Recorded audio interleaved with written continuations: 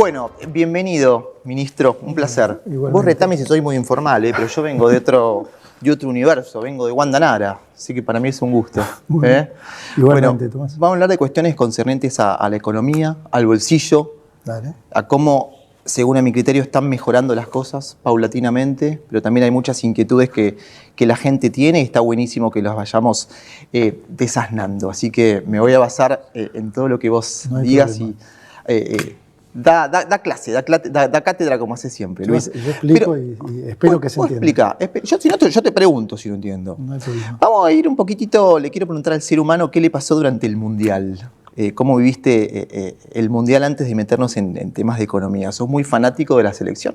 Yo soy súper fanático. ¿Sí? Soy súper fanático de los deportes. De cualquier deporte. ¿De chico hacías deporte, por ejemplo? Sí. Y sobre todo hacía y veía. Veo todo. Yo digo que después de Bonadeo debo ser una de las personas que más deportes vio en su vida. Así que sí, el Mundial lamentablemente no pude ver mucho, más que los partidos el fin de semana. ¿Y sufrís? Sí, sufría más cuando era más chico, ¿Sí? ahora lo tomo con un poco más de racionalidad. ¿Gritás mucho los goles así, tipo sí, al estilo Tano Pazman? Sí, los nuestros, sí. Sí.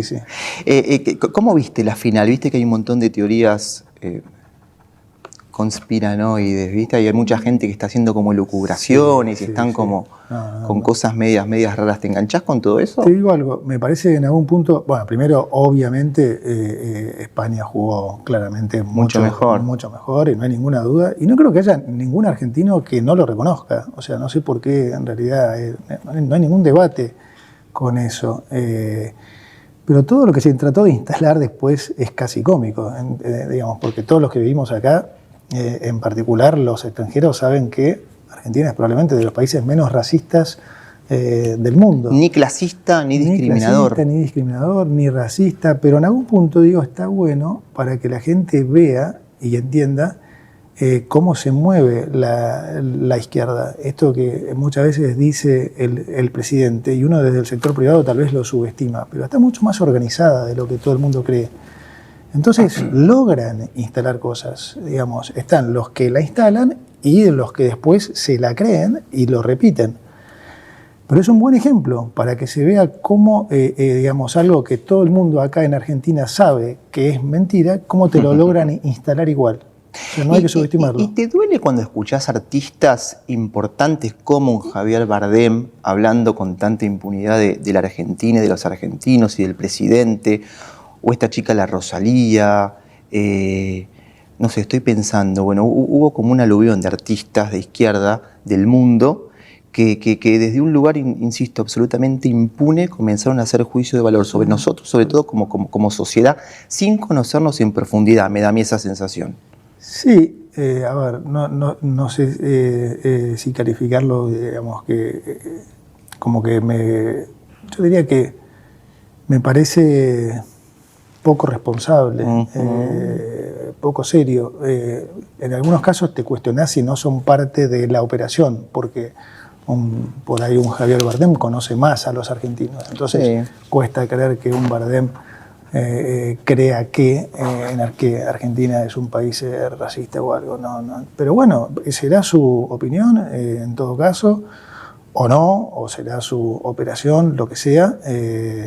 Pero, digo, de vuelta, uno tiene que estar como argentino, creo que todos tenemos la conciencia perfectamente tranquila de que además es un país amistoso. No solo no es racista, sino que es lo contrario.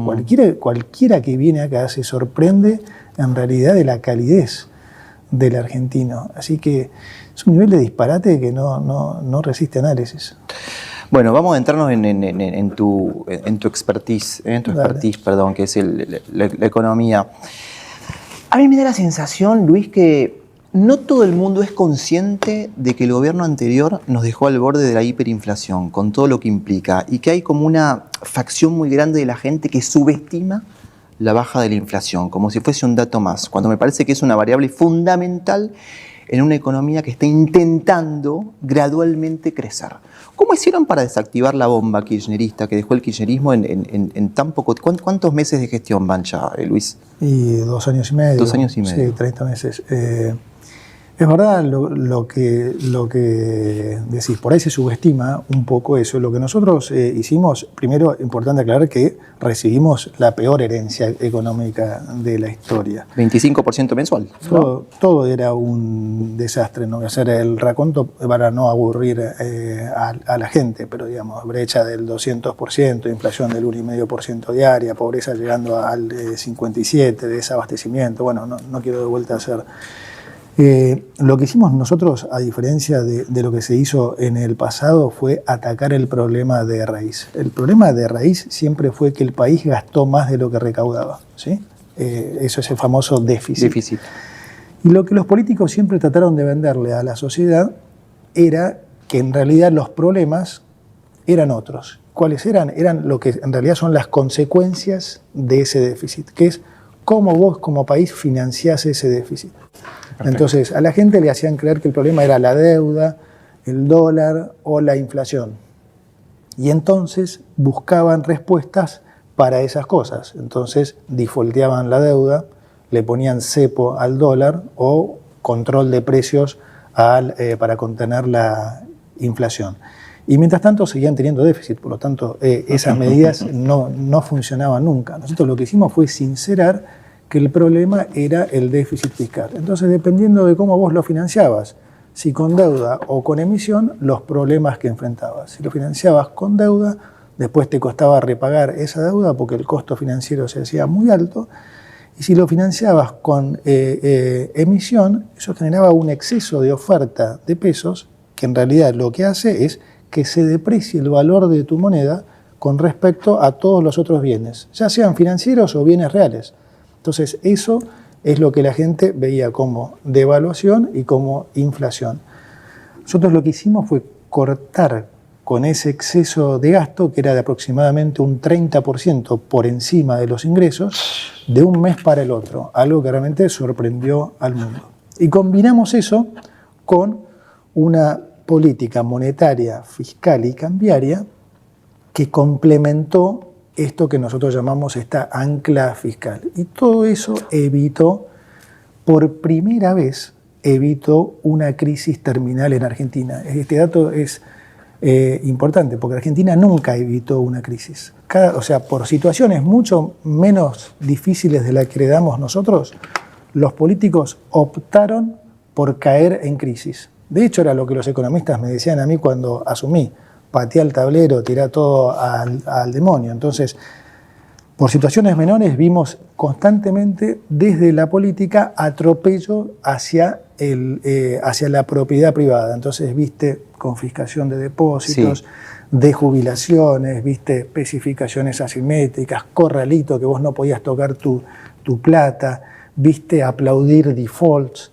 Entonces, todo eso generaba consecuencias inmediatas, que era una crisis, y también generó consecuencias de mediano y largo plazo, que es que todavía hoy la gente tiene desconfianza.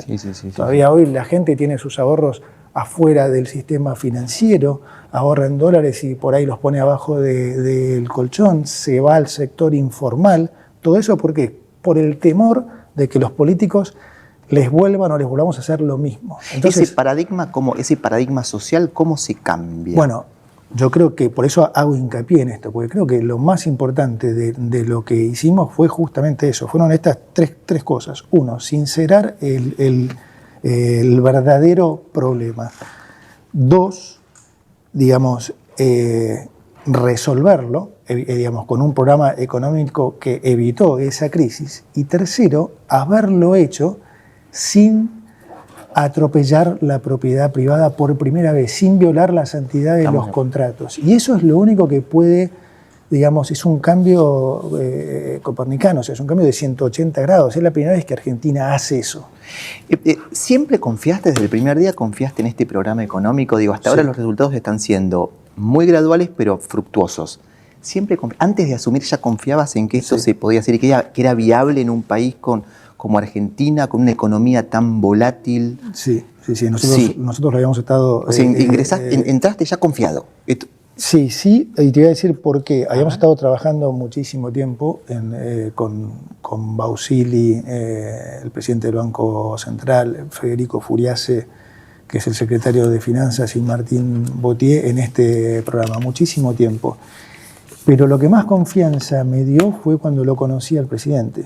Eso fue lo que más confianza me dio, porque vos podés tener un buen programa, pero el presidente tiene que entenderlo, estar de acuerdo y tener el convencimiento para llevarlo a cabo.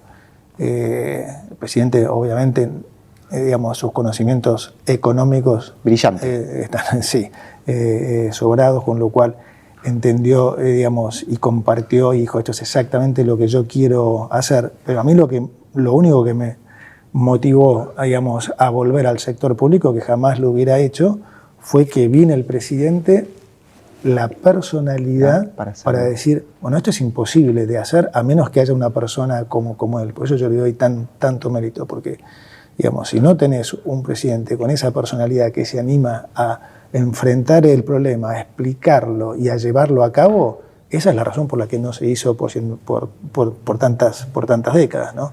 Entonces, eso fue fundamental. Vamos a hablar un poquito del bolsillo, Luis, porque ya hay gente que está caída del sistema históricamente. No es algo privativo, no es algo de ahora, no es algo privativo este gobierno. Hay mucha gente que le está costando llegar a fin de mes. Hay mucha gente que se endeuda con la tarjeta de crédito. Es parte de la problemática común de la gente de ahora. Sin embargo, yo te escuché decir algo que a mí me parece muy, muy alentador. Me gustaría, si te animás a desarrollarlo, que es que sé que estás convencido de que se vienen 18 meses de crecimiento, los mejores 18 meses del gobierno. ¿A qué te referís y eso cómo va a impactar en el bolsillo de cada uno de los laburantes argentinos? Buena pregunta. Hiciste primero un comentario y después la pregunta. Coincido totalmente con el comentario y lo hiciste muy bien, porque en general muchos colegas tuyos simplemente te dicen la frase, la gente no llega a fin de mes. No todos. No todos, pero eso, es correcto, no es incorrecto, pero en algún punto es injusto, porque si vos decís esa frase sola, pareciera como que antes llegaban. Claro, ¿no? ¿Entendés? Entonces, lo que yo tengo que ver como ministro de Economía es que los que no llegan sean cada vez menos. Ese es el objetivo. Y nosotros venimos de décadas en los que no llegaban eran cada vez más, hasta que llegamos a un nivel de pobreza del 57%. 6 de cada 10 chicos. 6 de cada 10 chicos, nivel de indigencia del 20%. Hoy la pobreza cayó a la mitad y la indigencia a una tercera parte, pasó del 20 al 6%. Yo te digo, a veces, por eso digo, pareciera como que algunos colegas no ven a la gente de menos recursos, a los pobres como gente, porque digo, para mí esa es la gente más importante. Entonces, yo me imagino la situación inversa, ¿qué hubiera pasado si hubiera pasado al revés? Y con nosotros la pobreza se hubiera duplicado. Con justa razón, el periodismo no estaría hablando de otra cosa que de eso. Sin embargo, pasó lo inverso, entonces lo que sería justo es que, como bien lo remarcaste vos, es que se remarcara esto. Entonces, siempre va a haber, aún en los países desarrollados hay gente que no llega a fin de mes. El punto es lograr que cada vez esa gente sea menos. Y eso es lo que estamos logrando, es cada vez menos. Entonces, ese es el primer punto. Después me decías, ¿por qué entonces estamos confiados, o yo estoy confiado en que lo que viene es que ya, si querés te lo extiendo de los 18 meses, se vienen muchos años de Argentina mejorando. ¿Por qué? Porque cuando miro, sé lo que vamos a hacer, sé lo que estamos haciendo, y cuando miro los componentes, esto ya es un poco más técnico, pero de la demanda agregada, lo que mueve la economía, vos ves que las exportaciones netas van a seguir creciendo. Y no es solo por el empuje del agro o la energía o la minería, también están las exportaciones de la industria del conocimiento en un récord, las exportaciones de manufacturas de origen industrial en un récord, las exportaciones pymes están en su nivel récord. Entonces, esta estabilidad está dándole posibilidad a muchas empresas. Por otro lado, tenés la inversión.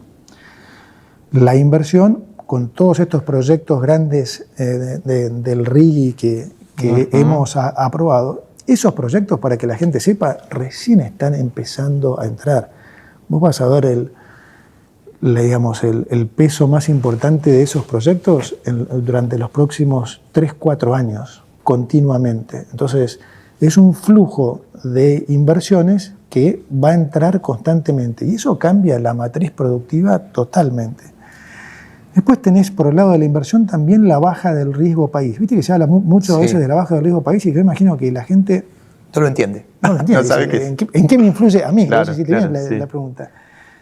La baja del riesgo país es importante porque en la medida que el riesgo país baja, el riesgo país es como la tasa a la que las empresas, digamos, se pueden endeudar. En la medida que ese nivel es más bajo, toda la tasa de la economía es más baja. Por lo tanto, los proyectos se hacen más rentables. Por ejemplo, Vaca Muerta, que hoy está en un boom, si nosotros tuviéramos la situación actual de Vaca Muerta, pero con el riesgo país de Alberto Fernández, ¿sí?, probablemente ninguna de estas inversiones estarían viniendo. ¿Por qué? Porque estas empresas se estarían financiando, en vez de al 6-7% como se financian ahora, se estarían financiando al 14-15%. Y ese costo financiero les estaría comiendo la ganancia. Por lo tanto, no habría esas inversiones, por lo tanto, no habría tantos dólares que produce la energía, por lo tanto estaríamos también importando probablemente mucha energía en un momento en el que el precio está altísimo, por lo tanto al no haber dólares probablemente habría cepo. Entonces esas son las consecuencias, efectivamente cuando uno decís cómo lo percibe, en qué lo favorece a la gente, bueno, se lo traduzco. Hoy vos podés ahorrar en dólares tranquilamente. Sí. Hace 3 años no podías. Entre otras cosas porque el riesgo país era altísimo y entonces prácticamente ninguna inversión podía ser rentable.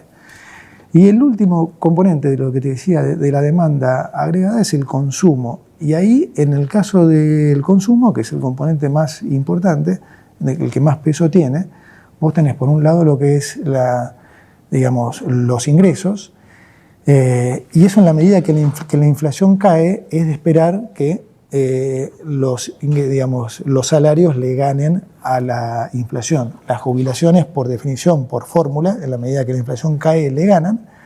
Entonces, por un lado, probablemente vas a tener un mayor, si Dios quiere, aumento de la masa salarial. Y por otro lado, algo que es muy importante y que hoy está frenado es el crédito.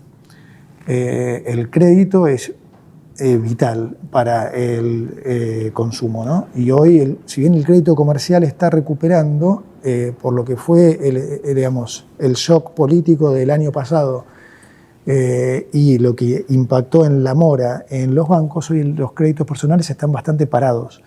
Entonces, eso es algo que nosotros vemos que en el futuro, va a ir mejorando. Por lo tanto, la expectativa es que por los próximos años veamos mucha más inversión, muchas más exportaciones, más consumo, más crecimiento de la economía, entonces más empleo, mejores salarios.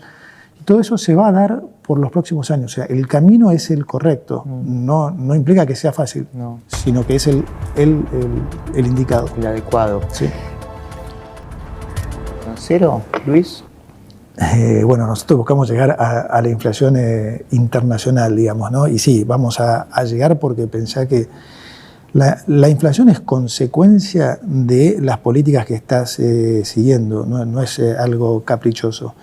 Entonces, como te explicaba antes, en la medida que vos venías de un modelo de déficit fiscal financiado con emisión, lo único que hacías era restarle valor a tu moneda. Ahora estamos haciendo exactamente lo contrario. Hoy tenés una política fiscal y monetaria muy ortodoxa, quiere decir, no tenés déficit y no estás emitiendo pesos. Por lo tanto, tu moneda se revaloriza. Sí. Entonces, es un tema de tiempo, pero hasta que converjamos a una inflación internacional. Pero los resultados ya son muy buenos, Tomás. Cuando vos ves otros programas de estabilización exitoso, ponele Chile. Chile empezó con su programa de estabilización en el 75, ¿sí? No fue hasta el 95, hubo un año, que creo que fue en el 82, que tuvo una inflación más baja, casi del 10, pero no fue hasta el 95, o sea, 20 años después, que empezó a tener inflación de un dígito. Entonces, los progresos que nosotros estamos viendo en materia de inflación con este programa son fenomenales. ¿Qué pasa con...? A mí me da la sensación de que... ¿Te acuerdas de Lita de Lázari? Sí, claro. Dios la tenga en la gloria, Sí, que se claro. fue. ¿Te acuerdas que caminaba Lita por todos lados? Y encontraba precios. A mí me pasa que yo camino y empiezo a encontrar precios. Yo siempre lo digo en el programa. Hace 3 años comprarte un suéter implicaba gastar un 25% de tu sueldo. Literal. Literal, sí. Literal. Era así. Hoy por hoy, con el tema de las importaciones, digo, yo me compré otra vez un suéter divino ahí en Avenida Corrientes, cerca del Abasto. Sí. 19.000 pesos. Sí, es una Hermoso. diferencia impresionante. Los electrodomésticos prácticamente te los están regalando. Vos encontrás los plasmas que son como las pantallas de cine, baratísimos. Baratísimo. Ahora viene todo el auge de las casas estas prefabricadas que son espectaculares, los autos de afuera. Vas a las grandes farmacias, no te quiero nombrar la cadena, pero ya sabés cuál, por ejemplo. Sí. En perfumería, en crema, 20% de descuento, 30% de descuento. Y yo digo, eso lo veo, pero por otro lado digo, bueno, tal vez están bajando o generando, intentando generar que entre gente que consuma gracias a los aumentos. Porque es cierto que el consumo está en una retracción. ¿Vos lo notás eso? Que a la gente le cuesta mucho más comprar. Es lo que te decía antes. Eso es más que nada por la combinación de lo que te decía antes. En particular porque se frenó el crédito. Sí. El crédito es un motor de crecimiento fundamental. Y se frenó mucho el crédito producto de la mora que generó de vuelta el shock político que generó una suba de tasas el año pasado. Sí, esa parte es cierta. También hay menos efectivo, porque hay menos emisión. Sí. ¿No? ¿Crees que la gente está entendiendo el concepto de sinceramiento de la economía? Como bien decías vos, te parafraseo, con todo lo que implica. Sí, yo creo que sí hay, de vuelta, se trata de inculcar o de meter el concepto de que está habiendo una apertura violenta o indiscriminada y que eso atenta contra la industria y demás. Y en realidad es todo lo contrario. A ver, primero hay una apertura, yo diría, sutil, porque Argentina sigue siendo hoy una de las economías más cerradas del mundo. ¿Sí? Tremendo. Punto 1. Punto 2, esa apertura está arreglando la economía. La economía estaba arruinada cuando vos tenías que pagar un neumático $400 cuando el sueldo promedio era 300. Tenía que vender un riñón. Exactamente, o cuando tenías que comprar una prenda o un calzado a 8 veces lo que valía en un país vecino, o como todo lo que dijiste vos, o un auto, o un electrodoméstico. Entonces, el modelo de tener la economía cerrada, ¿en qué favoreció al país? En nada. Nunca se desarrolló la industria. La economía no crece hace 15 años. Y amén del monopolio de precios, porque cada uno te cobraba lo que quería. Pero claro. Porque no competían. Obvio. Y no lograbas ningún beneficio. De vuelta, no se generaron empleos, no crecía la economía. Solo había inflación, cepo y demás. Entonces, esta apertura paulatina lo que hizo es lo que vos estás viendo, que digamos que hoy ya podés comprar, hoy ya no hay tours de viaje a Chile para comprar nada, hoy vos podés comprar desde una prenda hasta un electrodoméstico o un auto, todo prácticamente a los mismos niveles que los países vecinos. Y la competencia genera eso. Lo que hay que hacer es un cambio, es un clic, porque como bien dijiste vos, los comerciantes ¿a qué estaban acostumbrados? Bueno, a sentarse en la mercadería, claro, a sobreestoquearse, claro, y poner el precio que quisieran porque sabían que si no vos ibas a volver al día siguiente y ellos te lo iban a cobrar más caro. Y en algún momento se lo ibas a tener que comprar porque estaba todo cerrado y no había competencia. Entonces, era ellos o nadie, o no lo comprabas. Bueno, y además eso, Tomás, esto es importante también remarcarlo, perjudicaba al que menos tiene. Absolutamente. Porque eventualmente yo me podía defender que tengo más recursos. Porque si viajo le podía comprar una remera a mis hijos en H&M a $5 y no tener que venir a pagarla acá. O el que tenía que comprar neumáticos. Yo conozco amigos que iban a Uruguay y se venían con 4 gomas, pero el que manejaba un taxi tenía que comprarlo acá y le costaba un mes o 2, porque tenías que cambiar los 2 neumáticos además. Entonces, la realidad es que todo eso afectaba al que menos tiene. Te lo llevo al supermercado. Sí. Yo en la esquina, abajo de casa, en la esquina tengo un supermercado de los populares, los conocidos. Sí. Tiene buenos productos. Y anteayer veía una cola larga, ¿viste? Y dije, wow, mira el consumo. Y me dice la chica de la caja, no, es que hoy con la aplicación del súper tenés casi un 40% de descuento. Digo, eso también es un incentivo. Sí, obvio. Tal vez el tipo, bueno, va una vez por semana a hacer la compra, con suerte, aquel que tiene suerte, pero bueno, lo hace y tiene ese incentivo de un 40%. Obvio. Y no solo eso, en la góndola, no todo de flores, ya te voy a hacer preguntas incómodas, pero yo también esto lo veo y es justo también decirlo. Sí, en la góndola los precios no varían. Y eso me parece, insisto, que la gente, no sé por qué lo infravalora. Que el paquete de azúcar, la yerba o el paquete de fideos te cueste lo mismo que hace 15 días, en esta Argentina es un montón.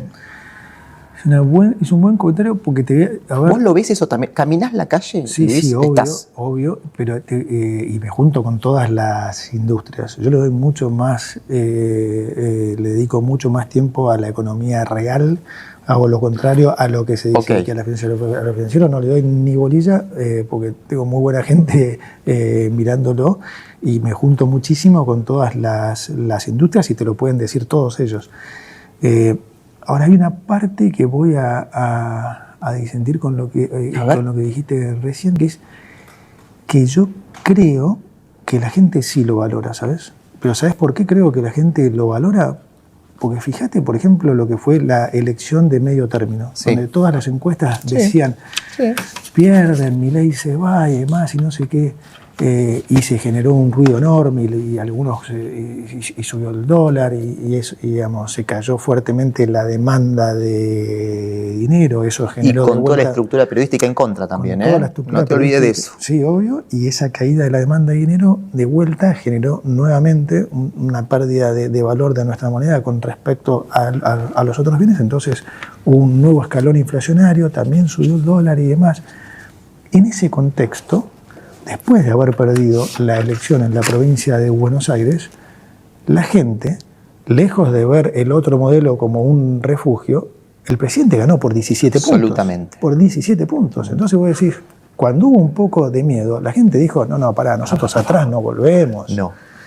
Por eso yo disiento un poco con los encuestadores que, digamos, que plantean la otra alternativa y que dicen, bueno, depende de cómo le vaya al gobierno. No, mira, la gente creo que no es tonta y sabe que el rumbo es este y sabe que va a llevar tiempo, porque todos los planes de estabilización han llevado tiempo, pero sobre todo sabe que ni loco quiere volver al pasado. Estamos convencidos. Entonces, yo estoy muy tranquilo que el 2027 va a ser muy diferente a lo que se dice. Ahora voy al 2027.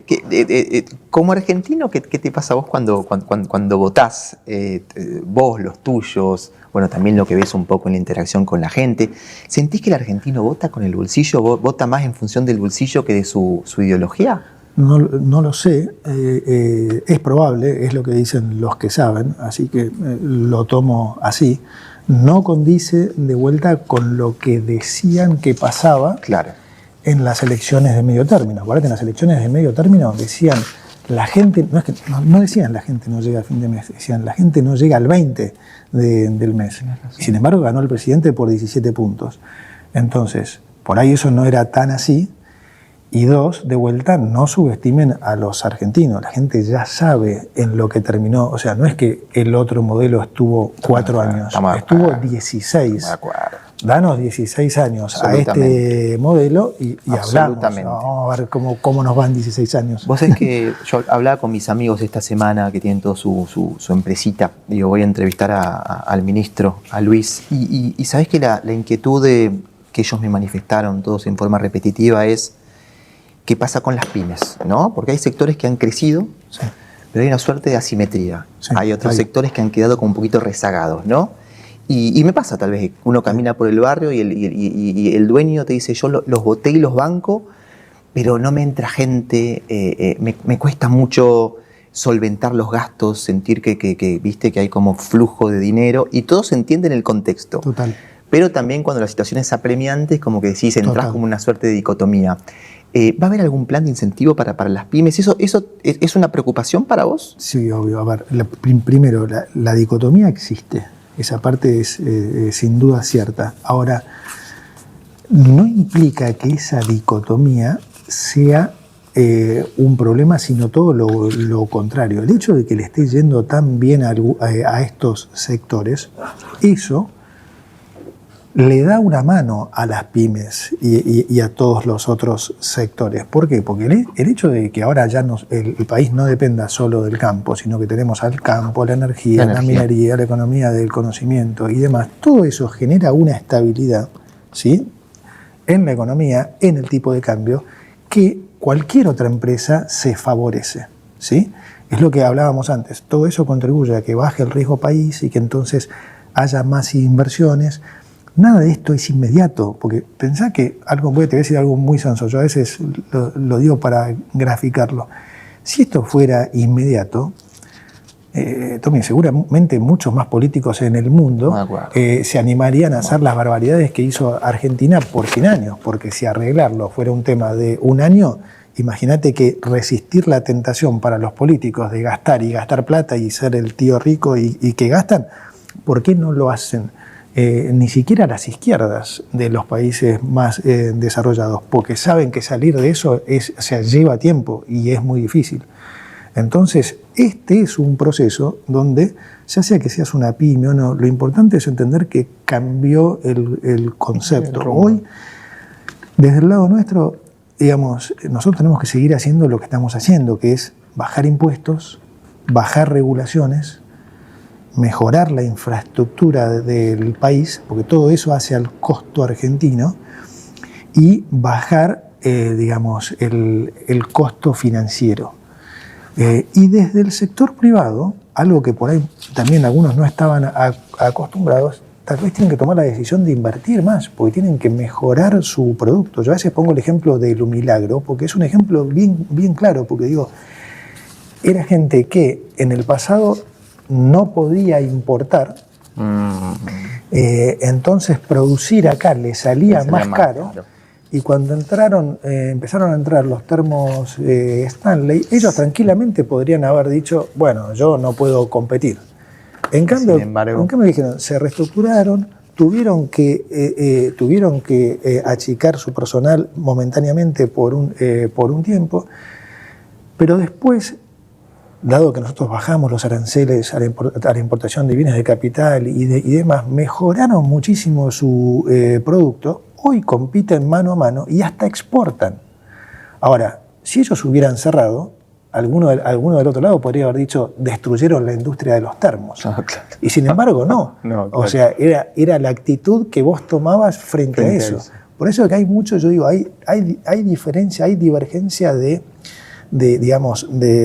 recursos. Sí, hay provincias que hoy tienen litio, que tienen petróleo, que tienen gas, que tienen cobre, sí, hay diferencias, pero también es muy importante la actitud que uno toma frente a eso. Si yo sigo como comerciante, sigo creyendo que lo que tengo que hacer es sobreestoquearme, porque el dólar en algún momento tiene que ir a 4.000, porque yo ya la viví y el dólar tiene que ir a 4.000, y me va a seguir yendo mal.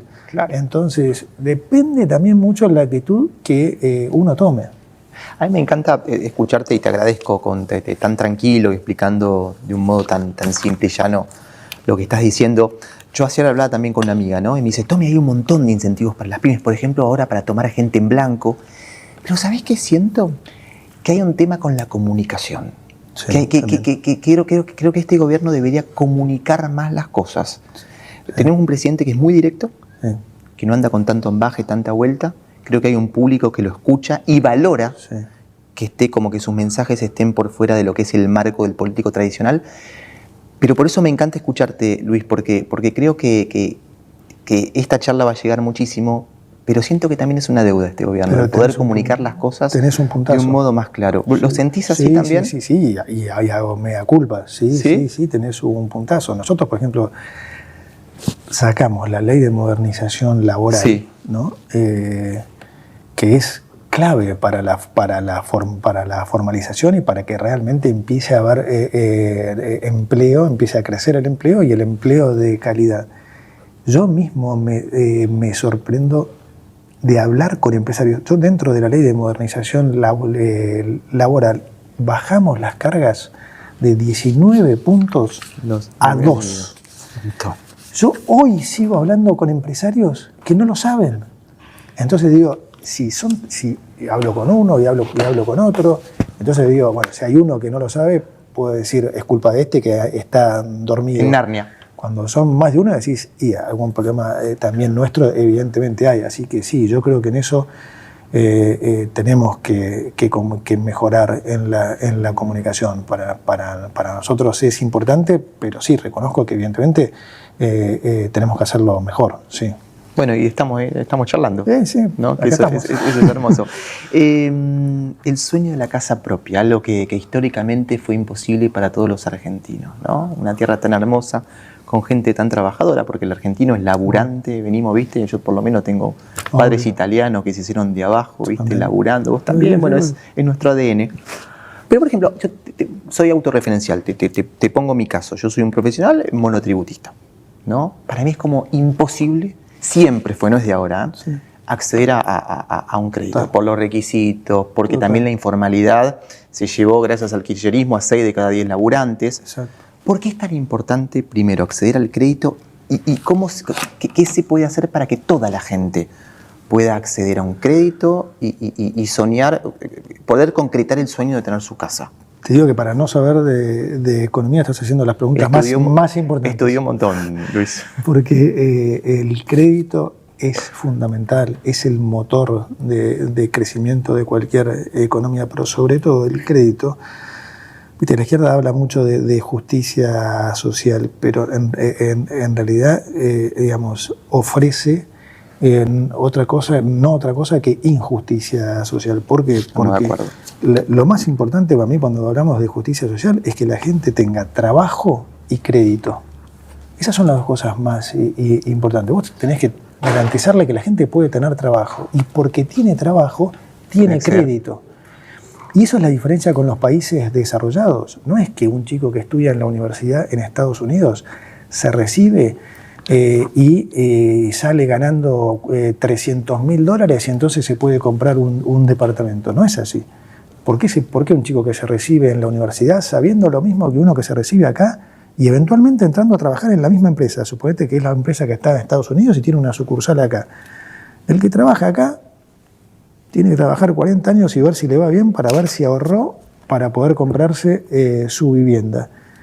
Y el que trabaja en Estados Unidos, simplemente porque tiene trabajo, al mes ya puede sacar una hipoteca y comprarse un departamento, se puede comprar un auto y demás. Entonces, eso es justicia social. Entonces, no es justo que vos tengas que trabajar 40 años para comprarte tu casita. Tu casa. Entonces, el crédito es fundamental y en Argentina el crédito primero siempre se demonizó y nosotros el crédito se mide en términos en porcentaje de producto. Para que te des una idea, en un país desarrollado el crédito puede estar por arriba de los 90 puntos de producto bruto. Hay muchos por arriba del 100. En un país medio ronda los 60 puntos de producto. Cuando nosotros llegamos, ¿sabes cuánto era el crédito en Argentina? 4 puntos de producto. O sea, no había crédito. Claro. Entonces, y hoy, a pesar de que subió mucho, estamos apenas en niveles de 9 puntos de producto. Entonces, hay un montón de espacio para crecer. Además, el crédito hipotecario dinamiza la economía, porque vos te comprás tu vivienda y vas a querer comprarte una tele, un sillón, una mesa. Entonces, todo eso dinamiza la economía. Por eso es tan importante que se desarrolle el crédito, tan importante que se desarrolle el mercado de capitales local. Viste, estuvimos 80 años combatiendo el capital. Y bueno, vos combatís el capital, se va a otro lado, donde no lo combaten. Entonces, nos comimos cuentos tontos durante un montón de tiempo, y esas son las cosas que hay que empezar a educar a la gente, porque fueron muchos años de llenarle a la gente de la cabeza de cosas que estaban mal. ¿Y soñás con un país más descentralizado? Porque a veces parecería, bueno, hay economías regionales que están volando, por ejemplo Mendoza, total, ¿no? Neuquén. Digo, ¿soñás con un país en el cual todo pueda desperdigarse un poquito más, que no todo pase por Capital y Gran Buenos Aires, que aparte es una arquitectura política, ¿no? El Gran Buenos Aires es una ingeniería política, tenés ahí concentrado en nivel de pobreza, ¿cuánto? El 40% del padrón electoral. Sí. Siendo un país tan hermoso y tan rico, ¿por qué estamos todos acá adentro? No solo, te diría, Luis, no solo sueño, sino que trabajo para eso. Para eso, sí. Yo tengo una relación bárbara con todos los gobernadores y ellos saben que desde economía siempre, que puedo, los voy a ayudar, porque para mí, si les va bien a ellos, les va bien al país, y yo no veo, digamos, no tengo ningún interés político y veo que nosotros desde economía tenemos que estar al servicio de las provincias y al servicio del país. Por lo tanto, que las provincias se desarrollen para mí es fundamental. Y yo creo que eso es un cambio también enorme que ha pasado. Hoy la gran mayoría de los gobernadores ven esto, lo valoran y no quieren volver atrás, ni mucho menos. Cuando fuimos ahí a la Argentina Week en Nueva York, que vinieron varios gobernadores, no me acuerdo si fueron 12 o 14, todos pasaron el mensaje de no hay forma que volvamos al pasado, este es el camino, y es importantísimo. El modelo nuestro es mucho más federal, de eso no hay ninguna duda. Y sí, hay provincias que tienen más recursos y que les va a ir mejor, pero hay otras que no los tienen y tienen que aprovechar los recursos de las provincias de al lado. El otro día hablábamos con el gobernador de Tucumán, Salta y Catamarca. Y bueno, sí, Catamarca por ahí y Salta tiene más litio, Catamarca también, más minería. Ahora Tucumán por ahí está en el medio, pero puede proveer un montón de servicios, porque, digamos, todo eso va a requerir un montón de infraestructura y servicios y demás. Entonces, en la medida que los que están al lado tuyo se desarrollan, para vos es bueno también. Entonces va a haber algo, es un modelo mucho más federal, sí, sin la más mínima duda. Luis, vos siempre decías que no había que devaluar. El tiempo te dio la razón, me parece. Sí. A ver, sí, ninguna duda. Pero, te peleaste con todo el mundo, ¿te acordás? Que todo el mundo te lo objetaba. Sí. A ver, primero hay que aclarar que el tipo de cambio en Argentina fluctúa, o sea, flota, como decimos nosotros. Entonces no es que el tipo de cambio es el que yo quiero. Claro. Segunda declaración es que el tipo de cambio que flota es un reflejo de las medidas económicas que vos tomás, no es un capricho. Entonces, cuando vos haces las cosas mal, digamos, como sea financiar déficit con emisión, entonces el tipo de cambio sube fuertemente, inmediatamente, es una consecuencia de las políticas económicas que vos tomás. Entonces, en un programa como el nuestro, que es muy sólido, por supuesto, nuestra moneda tiende a revalorizarse. Ahora bien, el error que cometen muchos, que ya es casi inexplicable, es el de creer que la competitividad del país depende de si el tipo de cambio es alto o no. Porque vos pensás, y vamos, no me voy a remontar 100 años, me voy a remontar a ahora. Vos pensás que producto de las muy malas políticas del gobierno anterior, el tipo de cambio era prácticamente el más alto que Argentina haya tenido en su historia. Así todo, no había dólares, las exportaciones no iban a ningún lado, ¿sí? Y nosotros llegamos con una deuda del Banco Central hacia los importadores de más de 40.000 millones de dólares. Hoy, con un tipo de cambio real, con un dólar más bajo en términos reales, tenemos récord de exportaciones. Entonces, más claro agua. O sea, digamos, si fuera un tema de competitividad el tipo de cambio, esto no podría haber pasado. Pero te doy un ejemplo más burdo para que la gente lo entienda. En el 2001, un dólar era un peso. Sí. Hoy un dólar son 1.500 pesos. O sea, si dependiéramos del tipo de cambio, deberíamos ser los campeones intergalácticos de la competitividad, porque no creo que haya prácticamente ningún país sacando Venezuela que haya, digamos, pisoteado su moneda más que nosotros. Entonces, no depende del tipo de cambio, depende de los factores que te decía antes, de bajar impuestos, bajar regulaciones, mejorar la infraestructura y mejorar el costo financiero. Eso es lo que te da productividad. ¿Cómo te imaginás la Argentina, la economía? Lejos de hacer futurología, porque vos yo sé que están trabajando con todo tu equipo en consecuencia y uno establece como un poco proyecciones, ¿no? Sí. Hay como tendencias. Si yo viniera el año que viene, ¿no? el mismo día a molestarte, a tomar con vos un cafecito, ¿qué preguntas debería hacerte y cuáles no? ¿Cómo te imaginas en términos económicos a la Argentina? Desde lo pragmático y lo real, Luis. Me lo imagino mucho mejor. O sea, yo veo un proceso de cambio irreversible, y que va a durar muchísimos años. Soy súper optimista. Digamos, de vuelta, el año que viene es muy corto plazo, pero sí, digamos, soy optimista porque no veo el escenario que muchos creen.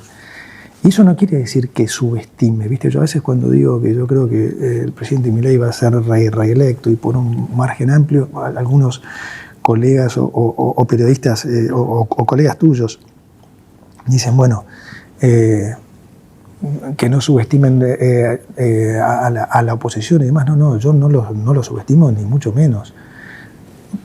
Yo creo que a mí le corresponde decirle a la gente lo que pienso. Nosotros partimos de la base que siempre decimos la verdad. Entonces yo digo lo que pienso. Ahora, ya sé que lo que yo pienso no es consenso, digamos, pero yo te voy a decir lo que pienso. Y por supuesto trabajo para garantizar eso que yo veo. ¿Se entiende? Entonces yo creo que va a ser un 2027 muy diferente a lo que plantean los consultores y demás, que no va a ser un clásico año electoral Argentina con miedo, donde la gente se va a querer cubrir y el coso y el cimbronazo. Yo creo que no va a pasar nada de eso. Yo creo que vamos a un 2027 donde vamos a estar creciendo, con inflación bajando, donde se va a ver una recuperación claramente más, digamos, se va a sentir más ¿En lo micro, en lo chiquito? En lo micro. ¿En la calle? Sí, claramente. Y creo que en ese contexto el presidente va a ser reelecto por un amplio margen. Ahora, no descuido nada. Nosotros estamos trabajando en un montón de cosas para que no que el presidente gane, para que el presidente gane por el mayor margen posible, pero sobre todo para que la gente no tenga que creerme a mí, sino para que lo vean. Entonces, nosotros estamos trabajando en cosas que no lo puedo decir, pero que ojalá los pueda anunciar en los próximos meses, donde les vamos a ir dando cada vez más certezas a la gente. Y entonces van a ir entendiendo el porqué de nuestro optimismo y el por qué no hay que temerle al 2027. Voy a ir terminando, pero le quiero preguntar al tipo, al hombre. Dale. Al papá, al amigo, al hijo, al ciudadano, al compañero, al funcionario. Te vas a dormir todas las noches, apoyas la cabeza en la almohada. Pero ¿sos consciente del lugar de responsabilidad que ocupás y que de tus decisiones también depende la vida y el destino de todos los argentinos? ¿Sos realmente lo introyectás? Digo, ¿no? ¿Cuesta un poco eso? No, lo tomo muy naturalmente. Natural, parte de tu trabajo. Sí, no. Apoyás la cabeza en la almohada. Viste que a todos nos agarran en algún momento de situaciones de insomnio. ¿Qué te quita el sueño de lo profesional? Y yo estoy pensando, mira, yo te decía, yo vengo del palo del chimento, pero he incursionado en algunas cosas sociales, metiendo la pata, pero no importa. Pero he ido históricamente a cubrir las marchas de los jubilados. Creo que es una deuda que tenemos como país histórica con una franja etaria que es como nuestros abuelos, tus abuelos, mis nonos. ¿Te quita el sueño, por ejemplo, la situación histórica de ellos? ¿Sentís que finalmente este gobierno va a poder resolver el tema de los jubilados? A mí te diría que me quita el sueño. A ver, es una buena pregunta. A mí me quita el sueño que el país salga adelante. Y esa es la razón por la que vine al sector público. Como te digo, yo no tengo ningún interés político y en lo personal me iría 100 veces mejor en el sector privado que en el sector público. O sea, además está decir que yo no vengo al sector público a hacer plata y cualquier persona que me conoce sabe que es así y no vas a encontrar nunca ningún empresario en el mundo que te pueda decir que o me coimió a mí o yo lo coimí y demás. Entonces, partamos de la base que yo estaría mucho más cómodo en el sector privado. Entonces, ¿por qué estoy en el sector público? Sí, porque me quita el sueño, porque al igual que el presidente... ¿Te pasa de verdad? ¿Sí? ¿Te agarra en momentos de insomnio? ¿Sí? No, pero te quiero decir, al igual que el presidente y que seguramente todos los ministros nos hartamos, yo me harté de tener un país cada vez peor, de que se le mintiera a la gente, de no poder salir adelante y de vuelta. Y vi en el presidente a la única persona capaz de desenmascarar esto, de poder dar la batalla no solo económica, sino la batalla cultural y de decir, bueno, basta, esto es lo que hay que hacer. No nos comamos más el cuento, esta es nuestra realidad y esto es lo que hay que hacer. Y te digo, cuando apoyo la cabeza en la almohada, no te voy a decir que duermo mucho, pero sí lo que duermo, al menos duermo tranquilo. De que este es el camino. Duermo con la conciencia tranquila de que estamos haciendo lo que dijimos que íbamos a hacer y de que eso es lo mejor para todos los argentinos. Y que eso va a llevar tiempo. Por supuesto, eso es... Obviamente. Eso es fundamental, obviamente. ¿No es cierto? Ya te dejo. ¿Qué cosas te duelen? Tal vez desde la crítica, ¿viste? Como que pareciera ser que hay mucha gente que está ensañada en creerle a la gente que este es un gobierno insensible, con gente que no tiene corazón. Sí. Y qué sé yo te escucho a vos, lo conozco al presidente toda la vida, y digo, todo lo contrario, ¿no? A mí me da esa sensación, pero... ¿Te asemella un poco todo lo que pasa afuera, los factores exógenos, los medios, periodistas, colegas? Trato de aislarme.